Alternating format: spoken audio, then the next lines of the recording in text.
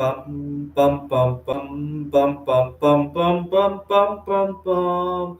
The Peter Dislike Show. Bum bum bum bum bum bum bum. I'm gonna ask for your prayers, and I really need some good prayers today because had a I don't know if I should say I'm having a good life or a bad life because of some circumstances.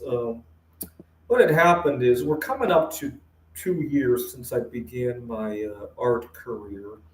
I make metal casting art, especially bismuth, and I had a good day of bismuth pouring today, but it's it's a bittersweet victory over my career life. Now, let's elaborate a little bit.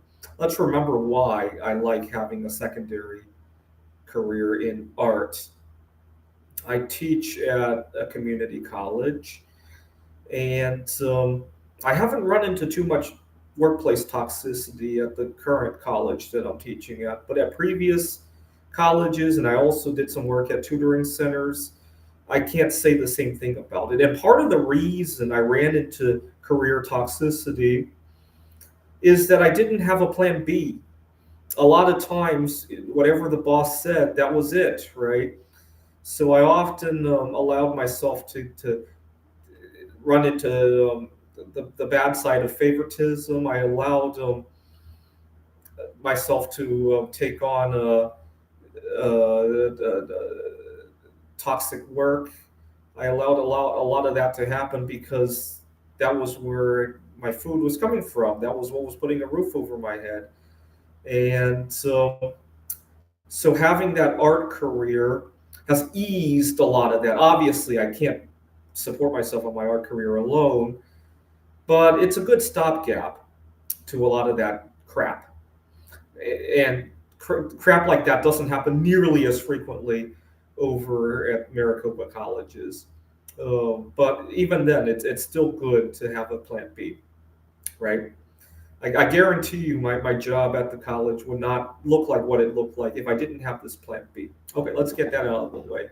Unfortunately, unfortunately, the art career has its own set of toxicity. Maybe not the kind of somebody harassing you or telling you to do odd things, but it has, well, the metals I work with can be chemically toxic, right? Some of them at least.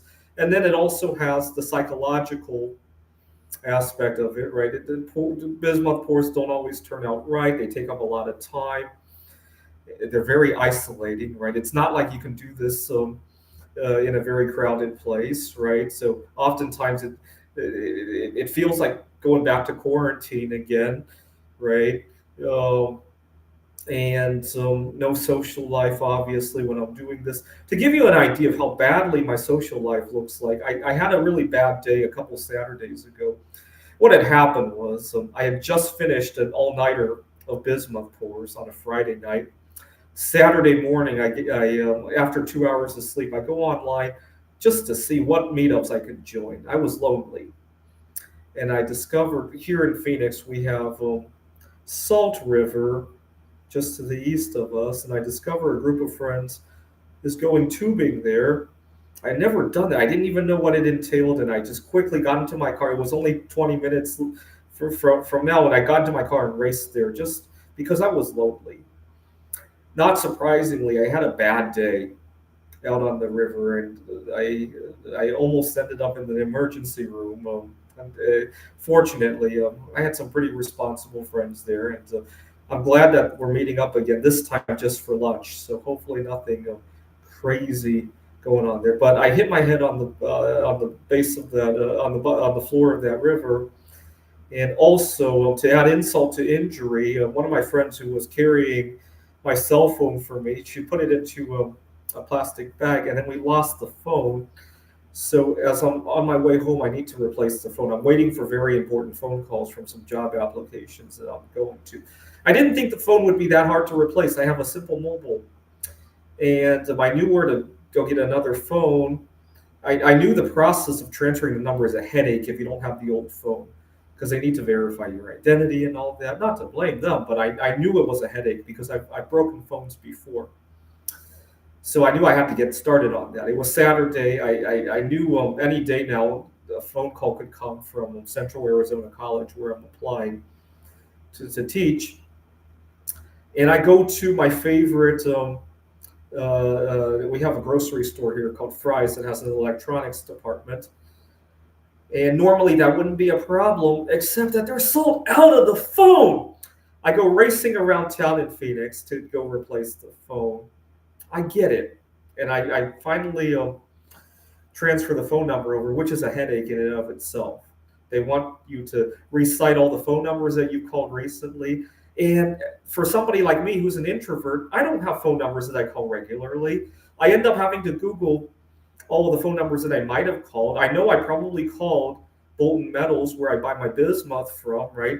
I know I probably called the storage unit where I store my stuff because I sometimes have to call them to pay the bill or something like that.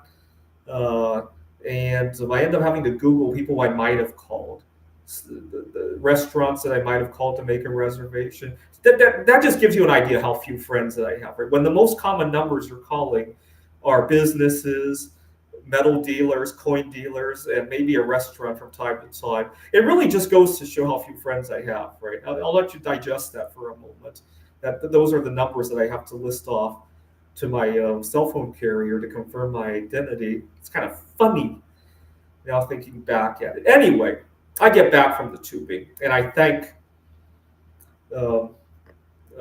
some of the people there who saved my life pretty much. I'm still suffering a headache from hitting my head on the floor of that river.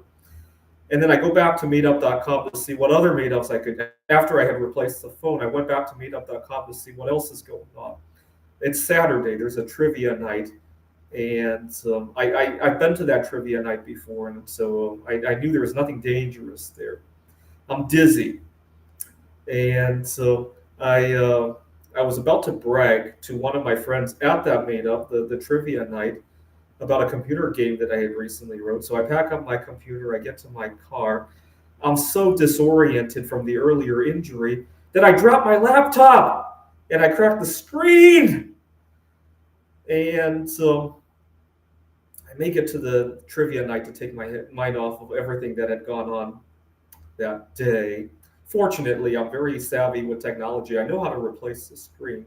And it forced me to take a couple days off of writing the computer games. And so, long story short, I have a new phone. I have a new laptop screen. And it's not, now looking back at it, I can laugh.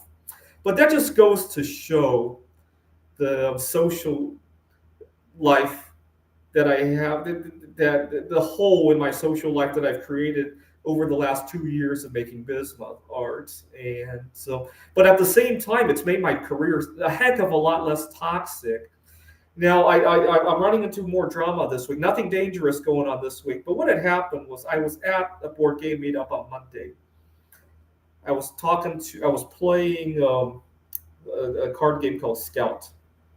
I was talking to my opponents, and they were like, "Oh, this Saturday we're going to, Thursday, which is today, we're going to this other guy's home." And I decided to take a risk and ask, would it be possible if I could join? And he says, "You got to talk to this guy. His name is Jeremy. Go talk to Jeremy." So I finished the game of Scout. The whole time I'm playing Scout, I'm strategizing how I'm going to introduce myself to Jeremy so that he accepts me for who I am.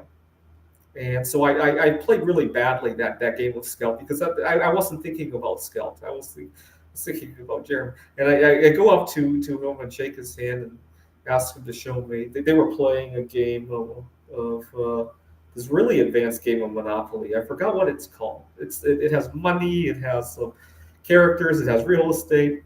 It's not Monopoly, but a modern day version of it. And I introduce myself, and I find out that he and his wife really love Taylor Swift. And so I start by talking about some lyrics that I have misheard from Taylor Swift and see if they'll laugh at me.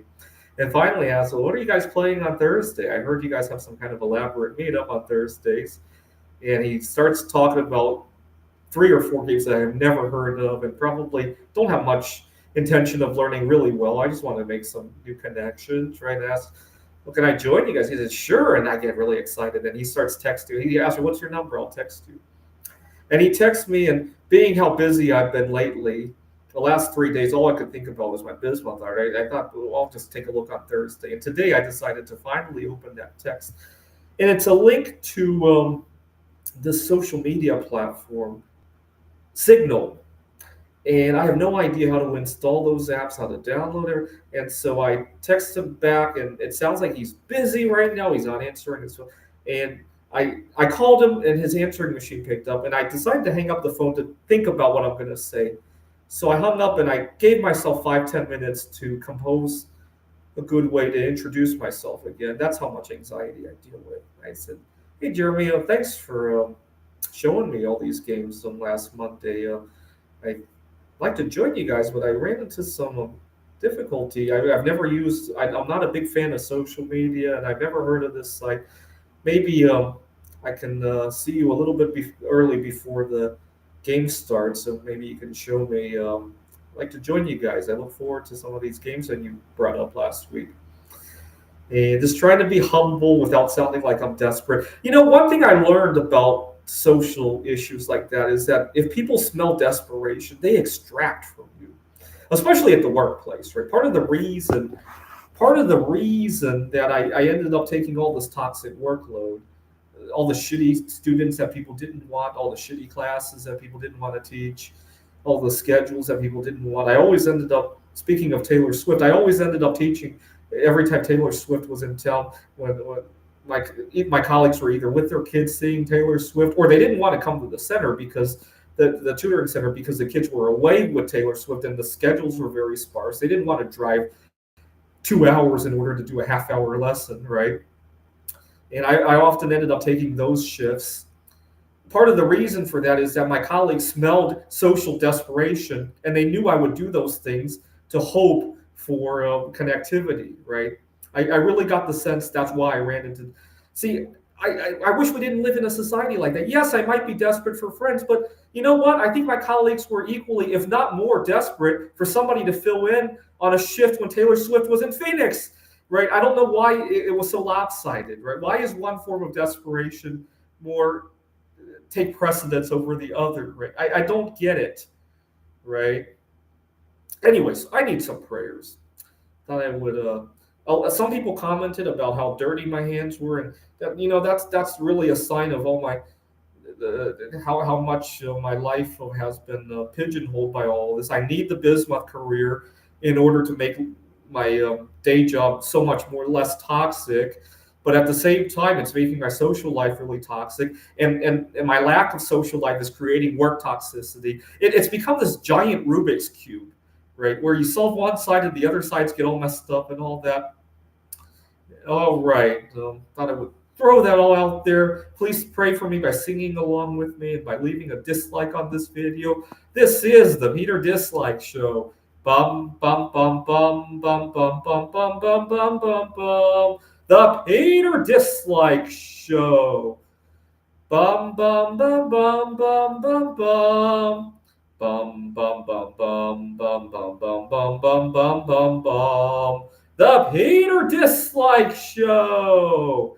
Bum bum bum bum bum bum bum.